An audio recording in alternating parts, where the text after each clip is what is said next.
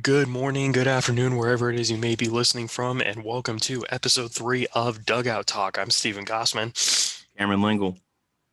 and we got a few things to talk about today to address. We're mostly going to be covering some of the free agent news that's been going on and some of the free agent rumors that have been swirling around the league as we get ready to approach the spring training and the regular season, which, by the way, is just getting around the corner. We hope. Hmm. There's still no exact date of when spring training is going to take place, but we're hoping that it's going to be sometime within less than 3 or 4 weeks that Hmm. pitchers and catchers will be reporting. First of all, let's start with our day in history. Cam, why don't you open us up? All right. Well, today in 2014, the Detroit Tigers made some history. They became just the second team in MLB history to give out multiple $100 million plus contracts to free agents. Those guys were Jordan Zimmerman in November, and today specifically, they gave a 6-year, $132.75 million contract to Justin Upton. And that did not work out too well for the Tigers looking back. Yeah, they didn't have Upton long enough, and they had Zimmerman way too long. Yeah. Um, yeah, it just goes to show you pay big money, it pays a price sometimes. Hmm. So my day in history, this happened back in 1946. Back in the Venezuelan League, it was the first year the Venezuelan League developed or debuted. Hmm. And in a classic pitching matchup on this day, Alex Carrasco, who pitched 6 seasons in the Washington Senators organization of the Magallanes, and I know I'm butchering that name. He bested Roy Wellmaker, who was a career Negro League pitcher, never made it to the majors, and the Equipo Vargas Club 3-2 in 17 innings. In a 6.5 hour marathon, get this, Carrasco is good enough to silence the bats of guys like Roy Campanella and Sam Jethro, and both Wow. pitchers went the distance. Oh my They gosh. went 17 innings both, and that just goes to show you what pitching was like back in 1946, because you would not see that at all today. It's where you see guys go 7 innings, let alone 17. Exactly. I mean, if starters can get 6 innings nowadays, Yeah. that's a big deal. Yep. My So goodness. that just blew my mind when I read that. I was like, wow, 17 innings. Hmm. And it still is one of the greatest winter league matchups ever considered. Yeah. So that is that. Let's go ahead and talk about some very sad news that came out last night or yesterday afternoon. Major League Baseball and the baseball community lost Hall of Fame pitcher Don Sutton at the age of 75. Um, and he's a very well-known name, but to be honest with you, I didn't realize just how great of a player he was. He's one of those guys I feel like that has flown under the radar throughout his career. Um, like people know the name, people know that he's great, he's a Hall of Famer, but when you actually look at the inside numbers on Don Sutton, it's really hard to just believe that he was able to accomplish as much as he did in 24 seasons. Hmm. Yeah, he was in that 70s, 80s era where it just seemed like every team had a multiple guys who were Hall of Fame bound. Even just, like he was never really at the top of that list, I feel like. Yeah, I feel like he was kind of overshadowed Hmm. by a lot of guys around that time. He made 4 All-Star games in his career: 1972, 1973, 75, and 77, all with the Dodgers. He pitched 16 of his 24 years with LA, the first 15 seasons of his career, and then his final season in 1988 was with LA. Um, he also pitched 3 years for the Angels, 3 years with Milwaukee, 2 with Houston, 1 with Oakland. And in that time, he won 324 games with a 3.26 ERA. That's a increased longevity of just excellence. To have an ERA that low over 24 years, it's remarkable. And as I was running through his stats, he didn't have he didn't have a season where he failed to win 10 games until 1983, which is his 17th season. He went 16 straight seasons with at least 10 wins. You never see that anymore. That's unbelievable. It's unbelievable. And even looking further into that, in those first 16 seasons, he only had 1 year where he recorded an ERA above 4, and that Wow. was 1970. And even then, he still won 15 games that year. Yeah. Yeah. I think it just goes to show how good the Dodgers were at that time too. Oh yeah. That Absolutely. he was able to accomplish that.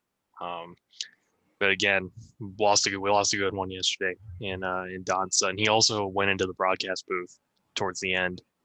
He was with the Atlanta Braves for a while there, so he was just he was a good baseball guy, good all around. He was inducted into the Hall of Fame. Let's see, what year was that? I'm gonna pull this up really quick. Right.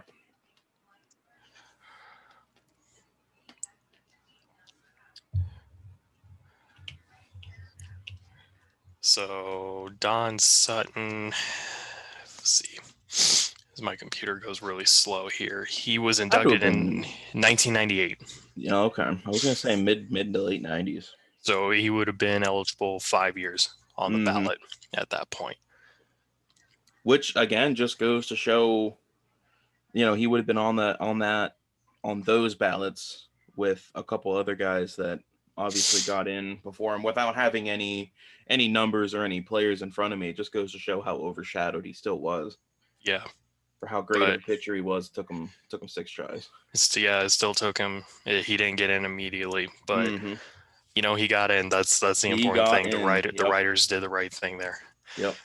Um, so let's jump into some quick free agent news that took place over the last 24 hours. On our first episode, we talked about how the Angels were in a really weird place where Mm-hmm. on paper they look good, but the pitching staff seems to always have struggles. Well, they made a move finally. They signed Jose Quintana to a 1 year, $8 million contract last night, according to Mark Feinsand. And Quintana was with the Chicago Cubs previously, so he is Mm-hmm. reuniting with manager Joe Madden.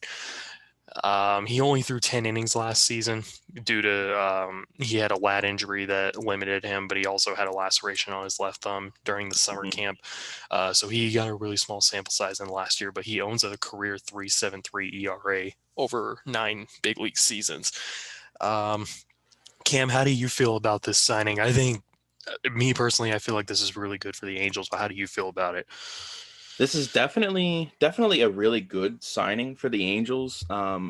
Looking at their rotation, he probably is just going to, despite the fact that his stuff and his career numbers would probably place him like mid rotation. I think he's probably going to be the number one guy in Los Angeles. I mean, you could make a rotation with him, Dylan Bundy, Andrew Heaney, Griffin Canning, and Jose Barria any way you want it. But I just feel like Quintana. I mean, he's by far the most veteran starter in that rotation now. I think he's probably going to be the number one guy. But interestingly enough, I'm not entirely sure what the Angels' plans are here as far as their free agent tendencies. Just to give you a rundown of some of the guys they've signed, they've got Rizal, Rizal Iglesias, Jose Iglesias, Kurt Suzuki, Alex Claudio, and now Jose Quintana. They're going to make a combined 23.25 million next year, but none of them have a contract for 2022.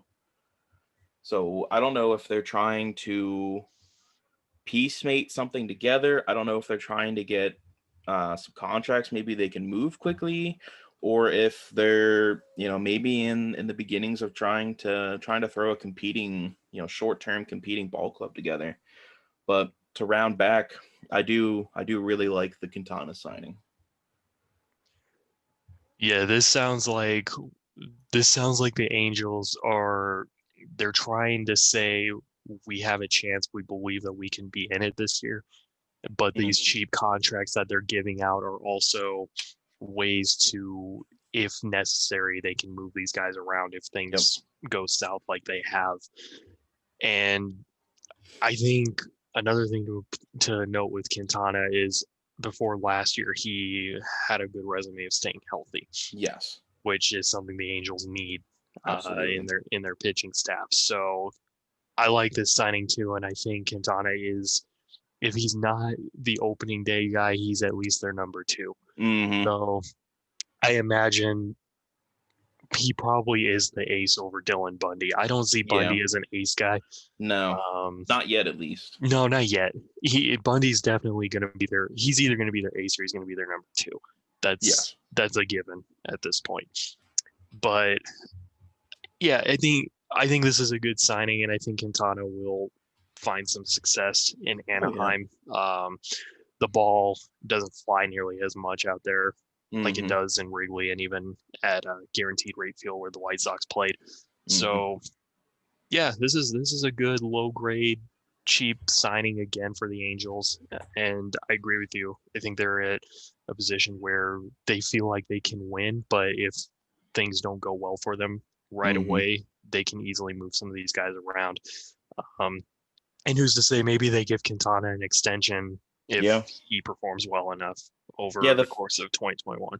The thing with Quintana is he's just he's such a good innings eater that, I mean, him being a guy who can go out and get you 200 innings every single season, get you an ERA right around 4.5. Um, that's more important for the Angels than just about anything else that they could possibly want besides a real ace. Like they need guys who are going to give that bullpen a little bit of a break and give that offense enough time to put some runs on the board so that bullpen isn't quite as relied upon. Quintana's thrown 171 before 2020. He threw 171 innings at least from Mm-hmm. 2013 to 2019. So Yep, yeah, he's there's that. always been that guy. Yep, the durability right there. Um, yeah, great signing, good signing. I think this is a good cheap option for the Mm-hmm. Angels. You probably could argue he could have gotten a little more, but he's also going to be 32 this weekend. Yep. So at some point, you got to wonder if maybe there's going to be a decline there as guys kind Mm-hmm. of reach their mid 30 or get to about the mid 30s. Uh, Declines aren't uncommon. So we'll see. We'll see how it goes. I think this looks really good on paper. I hope it works out Mm-hmm. for them. Absolutely. And then the Blue Jays. The Mm-hmm. Jays are making noise in the East. They are telling everyone, "Hey, we are here, and we are here to win now." They made the Kirby Yates deal official yesterday. He's there for 1 year, but they made a bigger move yesterday. Oh yeah. And we asked you on our Twitter poll, where did you guys think that Springer was going to go? Most people said the Mets, Yeah. but there was a few people who said the Blue Jays, and they were right. He is on his way to Toronto on a 6-year deal worth $150 million. Yeah, that's And we said that we felt like the Blue Jays were more willing to give that extra year to Springer yep. than they were LeMahieu, and I think that's exactly what they did here. Yeah, he's going to immediately step in and unseat either Randall Grichuk or Fisher from their job. Like one of those two guys are probably going to be on their way out. I'm sure Blue Jay fans would like to not remember that time that Fisher went for a fly ball and it just kind of scraped off the top of his glove and hit him right in the face. You're not really gonna see that with a guy like George Springer. 6 years, 150. Some reports that I was seeing said the Mets were willing to go as far as 6 and 120 to 125. So 25 extra million. It landed a big fish for the Blue Jays. Just looking over his stats, he's been less than an Iron Man in his career. He usually suffers with some sort of injury, pretty much yearly. Um, but what I found crazy is that George Springer in his career has played 63 postseason games. Not a crazy lot, but The Toronto Blue Jays in their entire history have played 63 postseason games. So not only are they getting a proven winner, but they're getting a guy who has been there time and time again. And they're getting a leader in that clubhouse Absolutely. with a young group of talent, which is just as important Mm-hmm. for them. And the nice thing too is because the American League has a DH, it's not like Springer has to play the Yes. outfield every day. Yep. They can easily slot him into DH at times. I don't remember how often Houston was using him as a DH. I don't think it was very much, No. just because they had other guys that were a little more. It made more sense for them to play the Yeah. DH role. Um, and also, Springer and Fisher were teammates in Houston Mm-hmm. for when Fisher first came up to the Yep. big leagues. They were on that World Series team together in 2017, and then Fisher was part of the Joe Bigiani and Aaron Sanchez deal Mm-hmm. in 2019. So yeah, they're reuniting. Maybe I have a feeling Randall Grichuk is going to stick around Toronto.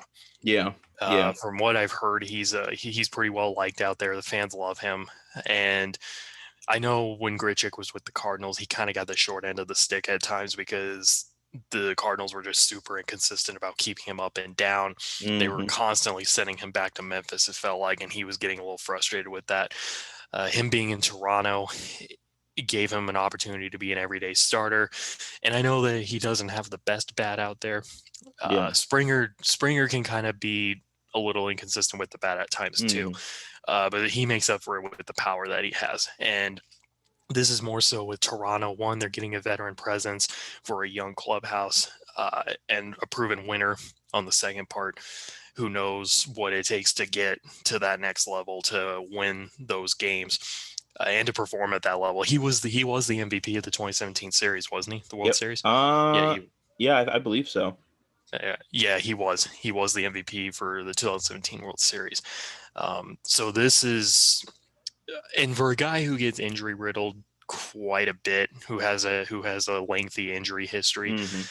6 years, 150 million, it maybe seems a little too much, but I think with where Toronto is and with how good of a club they have, this is a doable contract for them. It's not one of those contracts. It's like, why would you pay this guy this much money um, when you know that he's going to be spending probably a quarter of his time on the team on the injured list?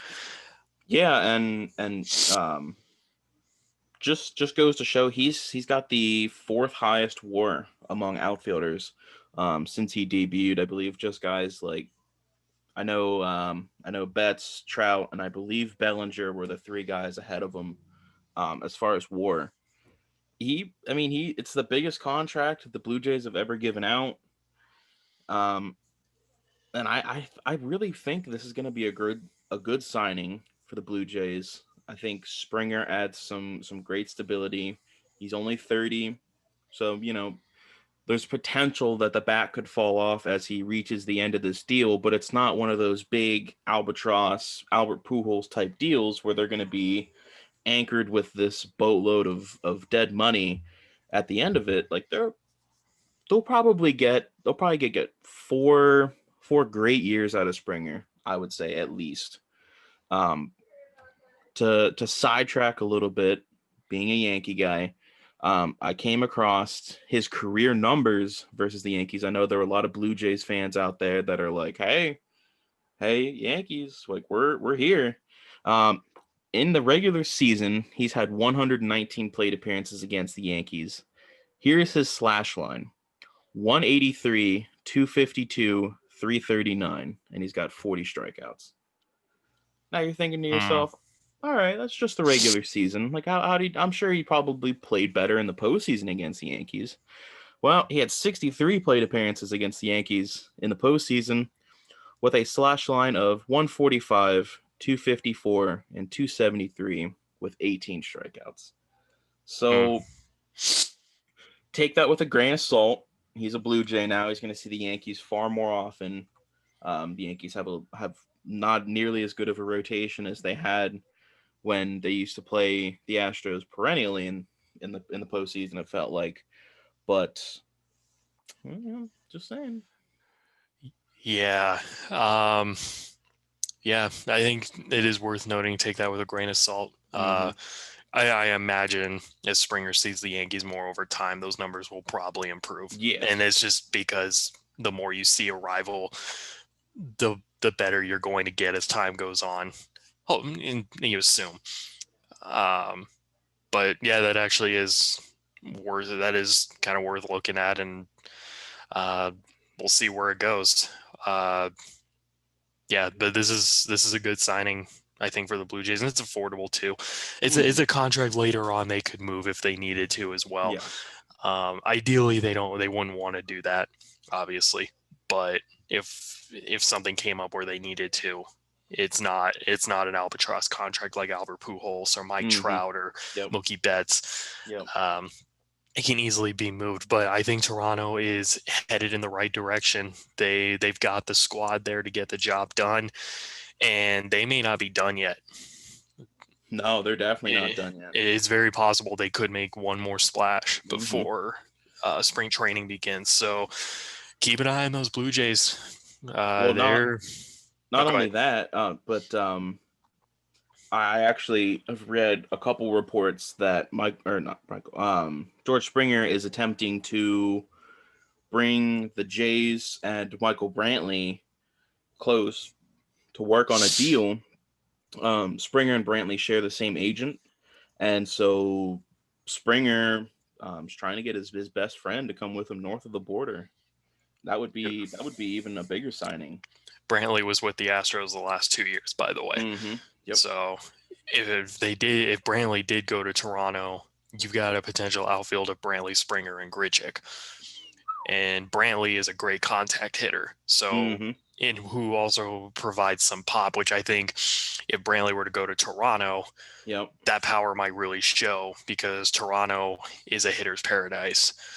Um, Probably more of a hitter's paradise than Camden Yards is at times, Yeah. I would argue. So, yeah, look out for the Blue Jays. They're making noise and they are putting people on notice. Right now on paper, they look great. Obviously, this has to transfer over to the regular season, but I don't see how it couldn't translate over to the regular season at this point. Yeah. Yeah. Unless Proven if winners. unless if something just goes absolutely wrong for them. Yeah, I agree with. So that's like the free agent news, but there's still a lot of free agents out there that are available and still haven't signed with a team yet, with roughly maybe 3 weeks to go before training sites open up. Cam, let's kind of talk about just who's out there still, who's Mm. available. What is some of the news going on with some of these guys? What do you got for us? Well, not to jump the gun, but we did kind of skip over Kirby Yates. That's true. We did. Yep, Kirby Yates. He signed last night. 1 year, 5.5 million. He's got incentives. If he pitches 70 games, he gets an extra 4.5 million. If he pitches 35 games, he gets an extra 2.5 million. So he could see as much as 1 year and 10 million from the Blue Jays. His 14 to 17 seasons, basically the beginning of his career, very, I don't want to say awful, but I'll say very bad. He had a career 5.27 ERA in Toronto, or sorry, Tampa Bay. He had a 5.23 ERA in his single season with the Yankees. He pitched one game for the Angels. That wasn't a good game. Um, and then he arrived to the San Diego Padres and suddenly hit a 3.72 ERA in his time there, his first season. And in 2018 and 2019, he was essentially the best relief pitcher in baseball. He had a high K per nine. He had loads of saves, 41, I believe, in 2019. Yep. He had a whip under one each season. And that's kind of surprising that the Blue Jays got him for as cheap as they did. Yates was injured last year. Yes. He only pitched in 6 games in the shortened season, so I think that probably played a I'm part. sure. I'm a Yeah. little surprised they only gave him 1 year too. I was Mm-hmm. looking at that, I was like, wait, he's a lot better than that. But at the same time, it makes sense. And I think the Blue Jays' bigger focus was to get Springer. Mm-hmm. So I think there was a part that was like, they weren't going to offer a lot. And plus, Yates is going to be 34 Yes. this season. So he's definitely a little up there in age, but they did improve the bullpen. Uh, this is a good, this is a good cheap signing for them as well. And, again, they're putting teams on notice. They're out there, they're here, they're ready Yep. to win. That they are. To kind of transfer over into the free agents still available, it's it's a fairly good list of guys. Um, Even if you just look at the top names, I mean JT Real Muto, Trevor Bauer, they're still out there. There are a few guys that I believe are dependent on making, well, not the National League, but MLB making a decision on whether the National League is going to have a designated hitter for the 2021 season. I know it's leaning towards no, but I don't believe that there's been a official declaration yet. I think there are guys like Marcell Ozuna, there are guys like Justin Turner, even guys like Michael Brantley who could really benefit from a National League club that maybe needs a guy to plug into a DH role for a year that could easily go out and snag one of these guys. Um, Even just a guy like Marcell Ozuna, who, I mean, he played pretty well last year. He had a down year in 2019, but going back before that, he was a guy who could hit 30 home runs, driving well over 100 RBIs, and here he is arriving towards late January, and he still doesn't have a contract. Yeah, and Ozuna, it helped the universal DH was a thing last year because Ozuna Hmm. was primarily the Braves DH. He's never really been highly regarded as a fielder. No. So I think teams do look at him more as he's got a big bat, but Yep. they'd rather have him as a hitter than out in the field. And so I think that's where, because I think the Braves want to bring him back.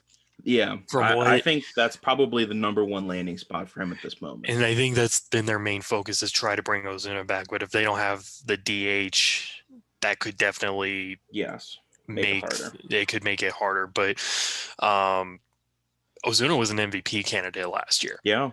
so Yeah. there's no reason that team shouldn't be trying to jump on this guy. It's not like he's a mediocre ball player who maybe here and there will get you some big games. Last year, he was in the MVP race for the Hmm. National League. And again, it makes sense. He's not really known as a great fielder, so teams see him more as we want him to be a designated hitter. And I Yep. get why the Braves are kind of waiting and seeing what happens. But even then, the Braves were one game away from a World Series last year. Yeah. And to me, why are they waiting so long on Ozuna? Yeah. The National League DH thing shouldn't matter. The and this is where I have a problem with the analytics side of things is I feel like guys like Ozuna get robbed of jobs just because they don't shine in one area of their game. And in Yeah. Ozuna's case, it's fielding. And I get it. He's as a hitter, he's put up some good years. He's had some pretty dismal years. He's been up and down all around. But if you're the Braves, you have a grand opportunity this year to make a World Series run. And there is no reason why they shouldn't be going after this guy. He's only 30 years old. He's Yeah. entering his age 30 season. He's a two-time All-Star, lifetime batting, lifetime 277 hitter Hmm. in 8 major league seasons. And he played all 60 games last year. Yeah. Yeah. And what's crazy is to think that, like, the Braves aren't even, it's not like the Braves are trying to stand pat. Like, they went and got Charlie Morton. So they're already, if you take Ozuna out of last year and you take him out of this year, they're already a better team than they were. If you can Right. add Ozuna back into that mix, like, I think they could very, very definitely beat the Dodgers in a series, I in a agree. postseason series. I agree. They could be a better team. with Ozuna. Hmm. The NLDH thing shouldn't matter in this case. They need to be more aggressive in trying to bring this guy in. They don't. I don't know if maybe there's a contract issue there. They could be maybe Ozuna's asking for more than they're willing to give. It's completely possible. But again, they got to jump on that boat. They got to find a way to get him in Atlanta. Yeah. Another guy I want to jump to real quick. I know he's been talked about by everybody. He's the probably the biggest free agent in this market, but Trevor Bauer. What happened to his requests for 1 year deals? Give me a high annual value, and like where did that go? I guess he's trying to get multiple years, a whole dump truckload of money. What are your thoughts on like potential landing spots for him at this point? Well, before before the Angels signed Quintana, my thought was the Angels Mm-hmm. were going to try and make a splash.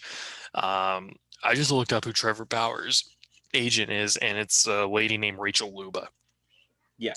So there's part of me that kind of wonders if maybe Luba is convincing him that if you just do these constant 1 year deals, they don't really. I'm not sure. Maybe the 1 year thing, it could be a joke on his end, or maybe if he's completely serious, his agent is telling him like, don't do that. Yeah. It's possible. I don't know exactly what's going on with that, but before Quintana, I thought the Angels were going to get land Bauer, but looking at what the Angels have been doing this offseason, I feel like Bauer might be out of their price range. Yeah.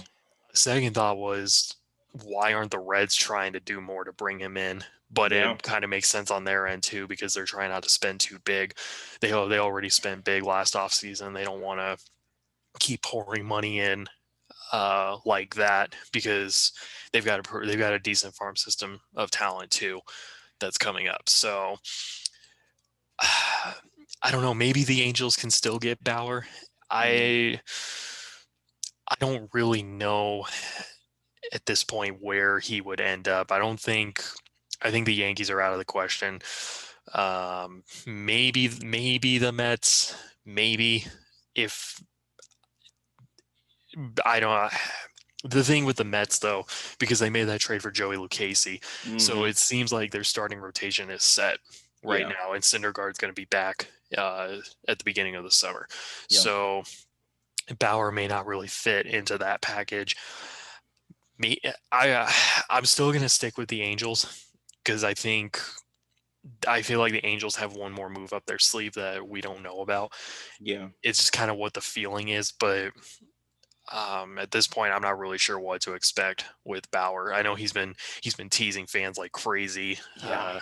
and even I guess Toronto could be in the mix too. But after they signed Springer, I'm not too certain about that Mm-hmm. anymore. So I'm going to say the Angels. And what's interesting, I think that if the Angels had if if Albert Pujols' contract had ended in the 2020 season and they didn't have all that money dedicated to him, I think he would have already been signed by the Angels.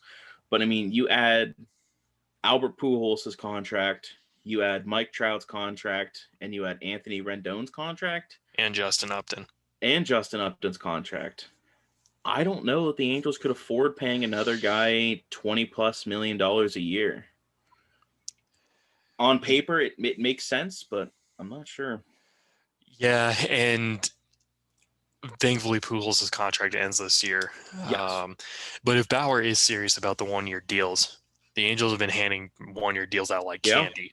Yep. Um, so they could maybe put an incentive in there where we're going to sign him. They're going to sign him for a year, but the goal is they're going to extend him Mm-hmm. when the season's over or midway through the season, whatever happens once they get out of the Pujols deal.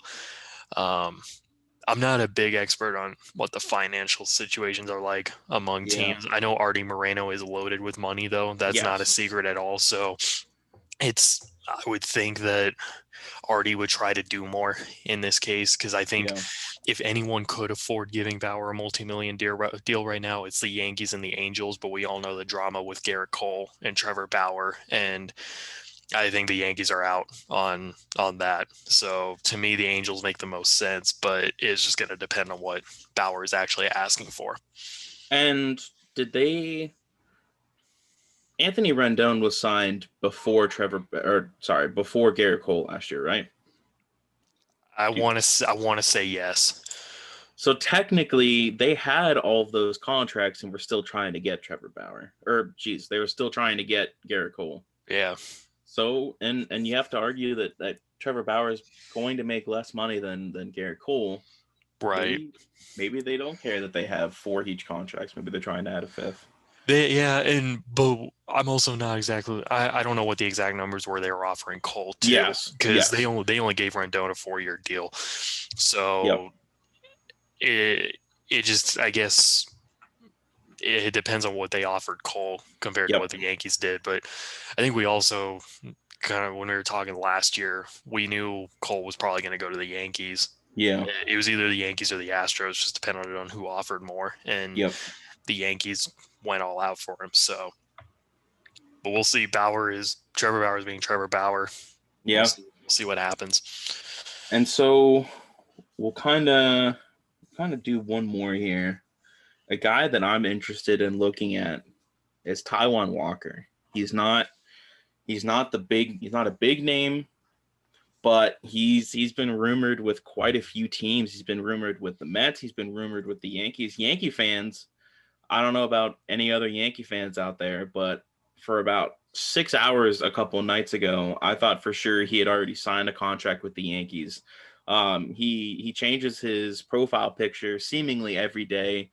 He's committing one of the biggest troll jobs I think in free agent history. He's liking pictures of himself in team uniforms.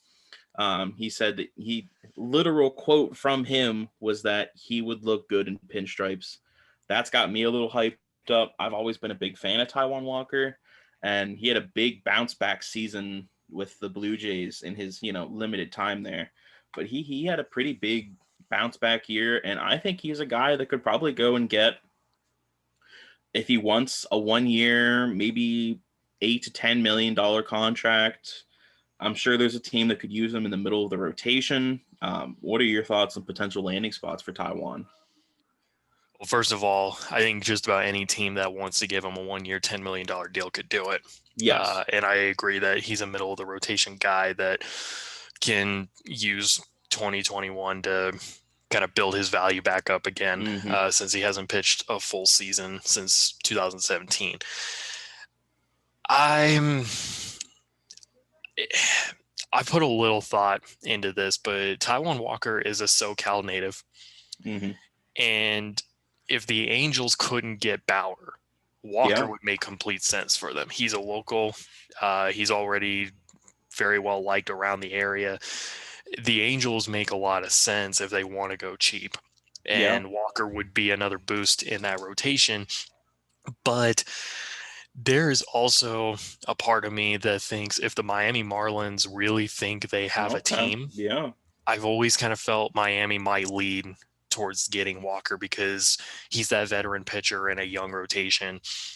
Yeah. And again, I'm not sure how legit the Marlins are. I think Mm-hmm. last year they got lucky with the 60-game schedule Yeah. because we all know they wouldn't have made the playoffs in a normal season. Mm-hmm. Um, and but I do believe they have a bright future. And if they feel like they're at a place where they can compete in the East, which, by the way, if the Marlins get in the mix, the NL East is going to be Yeah. chaotic. Oh yeah. They are going to be, that is going to be a mess of a division to watch. Um, Absolutely. but I'm not going to put a lot of juice into the Marlins because they haven't done anything this offseason either. But I think Miami would be a good fit for him. Actually, it Yeah. could be a nice place where, like many contract signings we've seen this offseason, they give him a cheap deal, and if it doesn't work out, they just move him and get some prospects or something like Mm-hmm. that in return. Yeah, he would be nice.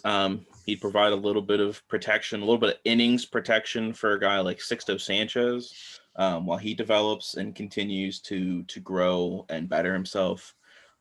He could almost delay the Marlins having to rely heavily on a guy like Sixto. Yeah, and yeah, that's a fair point to make. I don't remember where it was. I think last year I saw rumors that the Marlins were pursuing him, Yeah, actually. yeah, there were quite a few teams pursuing him last And season. I think the Marlins were one of those teams that were going after him. So who knows? They might still have their eye on him. And if he's willing to sign a cheaper deal, Mm-hmm. I think the Marlins could easily land him, no doubt. Easily. All right, let's jump into one or two more guys. Someone who's been a free agent for quite a while now. Outfielder Yasiel Puig. There have been some rumors, some potential contracts that have been offered him in the past that he's turned down. Um, Primarily Miami, who, as Puig said, kind of lowballed him a little bit on an offer. I believe it was last season. You've also got Baltimore, who was close to signing him a little bit ago. What are your thoughts? Who could use a guy like Yasiel Puig? Hmm. Yeah, this is an interesting one. Mm-hmm. I'm pretty sure Puig and the Braves had something last year, if I remember correctly, but Puig never actually played. So I'm gonna say if the Braves don't land Ozuna, Mm-hmm. Puig is probably on the table for them. Okay. And if not, if the Braves do land Ozuna, I know the Giants were rumored towards Puig last year. I could see San Francisco trying to make a splash for him. Uh, he would be he would provide some power for them that the Giants lack in their offense and have lacked for over a decade now. Mm-hmm. Um, so I could see either the Braves or the Giants. I'm going to lean more on the Giants side because I really think the Braves are going to get Ozuna. So I'm going to say the Giants are going to sign Puig. Okay. Yeah, he's I don't I think it all depends on if Yasiel Puig is going to demand a job in a starting lineup wherever he signs. Um, just as recently as, I don't know, 3 4 weeks ago, he was rumored with the Yankees. The Yankees had some potential interest. If he wouldn't mind kind of being a fourth or fifth outfielder, I think he could be a great fit with the Yankees. The Yankees are great at taking guys who maybe are overlooked. As far as hitters, at least, they take guys who are overlooked, like a Mike Talkman, like a DJ LeMahieu, and they've seemingly turned them into fairly good guys. Even guys like Gio Urshela, they took and kind of raised them up. I don't know if it's just the Yankee mystique. I think Puig's personality would fit great in New York. He's a great guy. Um, Loves having fun. I think he could be a great clubhouse presence. I think that if he was okay, and you have to know with the Yankees, eventually one of their outfielders are probably going to get hurt. And I think it's very possible that in a full 162 game season, that Yasiel Puig could probably see close to 100 to 120 games if he were to sign as a Yankee. That's kind of my hopeful landing spot. But I know rumors have died down between him and the Yankees in recent weeks. So I could definitely see the Giants picking him up. Yeah, and I think Puig's it is good. I think the Puig contract stuff is going to be interesting to watch as the season goes on. I was a little surprised that nobody offered him anything last year because it's Mm-hmm. not like Puig's a bad player by any means. I know when he was No. with the Dodgers, they had some issues with his personality, and sometimes he butted heads with teammates because of how he carried himself. But before Mm-hmm. 2019, Puig had been in the postseason every year, so he'd been a big Yep. contributor for the Dodgers, including their two World Series runs that they had while he was there. And even when he was with the Indians, he nearly helped them Yep. get to the postseason. Yep. So yeah, I I hate to say it as a fan of the NL West. I don't want to see him in the NL West because he murders the Diamondbacks and Yeah. really good against them. But I I think the Giants make sense. And if the Giants want to add more power to the lineup, Puig is an available option for them. Yep. All right. We'll jump into one more. Um, it's a big list of guys here. Yeah, there's still a lot of big names out there. Yeah. What do you think about a guy like Andrelton Simmons? Andrelton Simmons, like arguably in my eyes, is the best defensive shortstop in baseball. Arguably league wide, one of the best defensive shortstops in baseball. In recent years, has kind of had a offensive. I wouldn't say like an offensive resurgence, but has definitely started to hit better in recent years. Um, what do you think about potential landing spots for a guy like Andrelton? So I don't know if you heard this, but Mm-mm. when the 2020 season started coming to an end, he was still with the Angels, obviously. Okay. And Simmons bailed on the team during the last week of the year. Hmm. He I did he not hear just that. he just got up and left, and he didn't tell anybody. He didn't tell Joe Madden. He didn't tell the front office. He just decided. I think this was when the Angels got eliminated from the postseason Mm-hmm. bubble. He just got actually no, they hadn't been eliminated yet. They were still in it until the very end, but he just didn't show up. And I think part of the reason he hasn't signed with anybody yet is because of this. Yeah. Um, my cousin, who's an Angels fan, was the one who told me about this, Hmm. and I've I'm not sure. I know Toronto was rumored to Simmons for a little bit, but I think that was only if he was willing to move to second base. Mm-hmm. The Reds, if the Reds feel like they need an upgrade at short, Simmons makes sense because he's Yeah. got a really good glove. I don't know if they're looking more for a hitter or a hitting shortstop, which, like you said, Simmons offensively has had more of a resurgence the last couple of years. He still can be inconsistent with the bat though. Yes. Yes. But if the Reds are looking for an upgrade at short, Simmons makes sense for them, and he could be that could also be a cheap contract signing where they don't need to pour hundreds of millions of dollars into him. They can sign him to an easy 1 year deal if he's willing to take that. Um, but after the whole thing that came out with the Angels last year, it kind of makes me wonder if teams are leaning towards not Yeah. signing him to a Yeah. major league deal, maybe being more willing to give him a minor league deal and letting him earn his way onto a major league roster. But if I had to say anybody, I would say the Reds at this point. Yeah. Yeah. The Reds would make a lot of sense. A lot of sense. What about you? What do you think? Um, I think he's probably headed towards a bench role somewhere.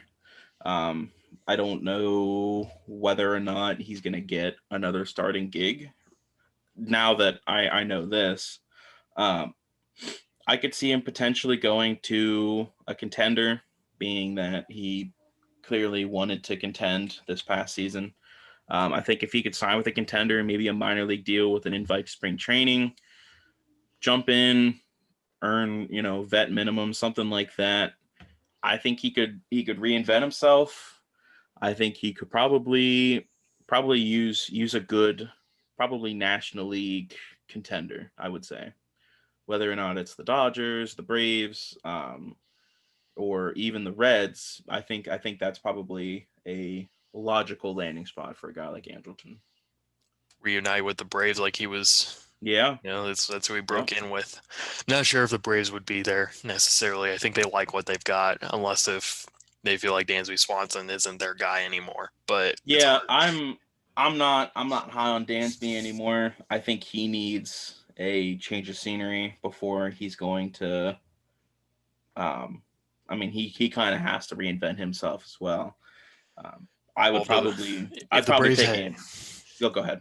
if the Braves hadn't rushed him, I think he would have a Yes. higher ceiling. But they brought him up the year after he got drafted. Mhm.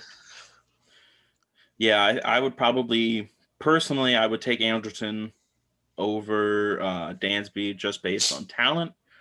But I mean, if they want to see if maybe what they could salvage in an Andrelton Simmons 1 year very low amount of money. Like they could always do that. They could.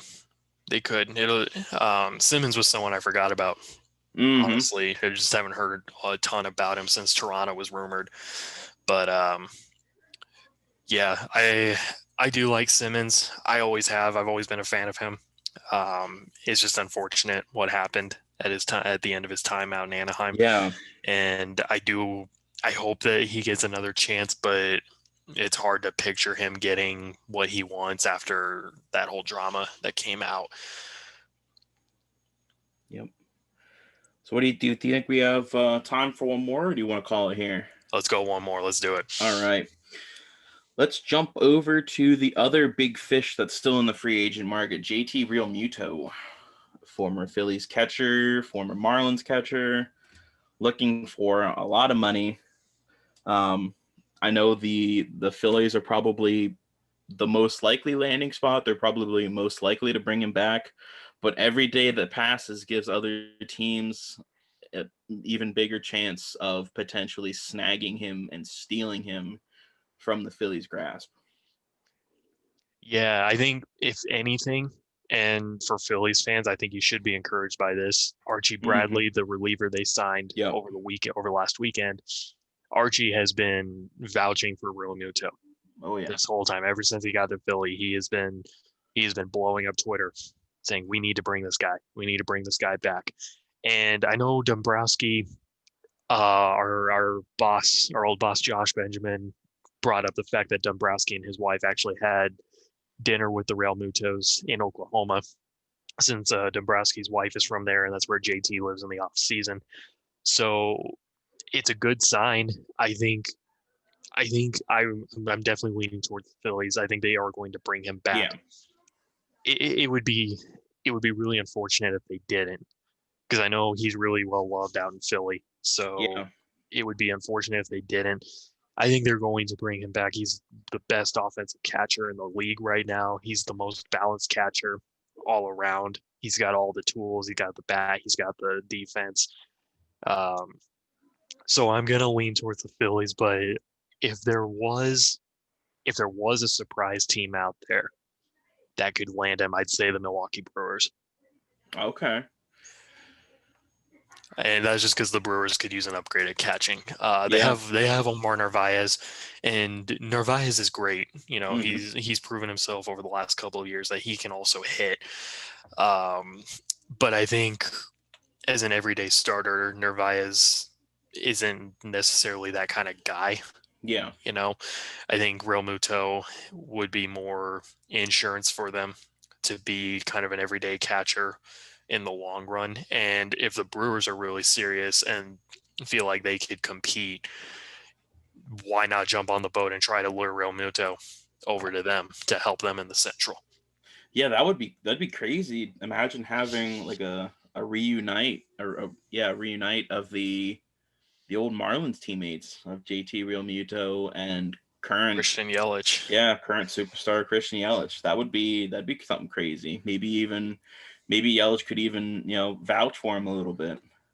Yeah, I mean, I'm a little surprised that nothing has come from that. I know the Mets were in the mix, Mm-hmm. obviously, and I think maybe in Milwaukee's case, it's just a financial thing where they don't feel like they can afford Real Muto, and that makes complete Yeah. sense. They're a Yep. small market team, and they've got Yelich's contract, and Kane and Lorenzo Kane's contract too, that they Yes. still have to pay off. So I think that's more or less the reason why they haven't jumped on the Real Muto boat. But if there is a team out there that could surprise us and say we're going to land JT, it's the Brewers, in my opinion. Yeah. Yeah, I think the Brewers are probably a very sneaky option there, but I I feel that the Phillies are going to do whatever is necessary to get this deal done. They're going to look at any potential rumor and not so much be worried about it, but be very, very alert to any potential rumors, any potential contract negotiations. I think they're going to not only match, but probably beat any sort of offer that JT may even be discussing with other teams. I think they're going to beat it by a few million, if not, tens of millions of dollars. They need JT Realmuto. I think I absolutely agree with that. yeah, they absolutely need him. Their pitching staff is going to absolutely need him. I know the bullpen has been less than ideal in recent years, but if you want a guy back there that's going to work with your starting staff, work with your bullpen, and help them improve their game, I want JT Realmuto. And be a boost in the lineup as well. Yeah, yeah, Something you don't get from catchers nowadays most of the time. absolutely not. Good show. This is Absolutely. it was great. Episode 3 is in the books. This has been a lot of fun. I'm really stoked about this, and we want to thank all those who have been following us on YouTube. We've got 6 subscribers right now, so thank you to all those who are following us, contributing to our Twitter, Facebook pages. We really appreciate you guys. This is really Mhm. early in the works. So you guys are the originals for sure. We're Yeah, very thankful for you, and we're very thankful grateful. for yes, very grateful for you guys. This is a lot of fun. It's fun being able to talk about Yeah. this stuff and Yep. just being able to share our thoughts and kind of hear what everyone else thinks too. Just like with the George Springer poll yesterday, seeing everyone's Yeah, opinions on that. that was crazy. That was crazy cool to think that we've only been doing this for a couple days, and here we've got close to 100 people. That's awesome. Would have been nice. It would have loved to have seen. There were 2% of people who voted that he was going to go to another team. I would have loved to have seen Oh yeah, what their thoughts were, but that's all right. That's it's a good start. And absolutely. again, we're really grateful for you guys, and we hope that you continue to support us throughout the season. We're planning to do this as much as possible. So, Hmm. with that said, Dugout Talk. Follow us on Twitter at Dugout Talk One. Follow us on our Facebook page at Dugout Talk, and on our YouTube channel Dugout Talk. With that said, I'm Stephen Gossman. I'm Cameron Lingle. It's been a pleasure, and we will see you guys next time. See you guys.